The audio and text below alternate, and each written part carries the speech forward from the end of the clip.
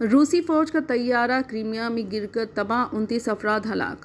روس کے ملٹری کا ٹرانسپورٹ طیارہ کرائمیا گر کر تباہ ہو گیا۔ میڈیا رپورٹس کے مطابق روس کی وزارت دفاع نے بتایا کہ اس حادثے میں 23 مسافر اور عملے کے 6 ارکان ہلاک ہو گئے۔ حکام نے بتایا کہ اڑان بھرنے کے بعد پائلٹ کا ایئر ٹریفک کنٹرول سے رابطہ منقطع ہو گیا، جس کے بعد طیارے کو حادثہ پیش آیا۔ ریسکیو ٹیم طیارے کے ملبے کو تلاش کرنے میں کامیاب ہو گئے۔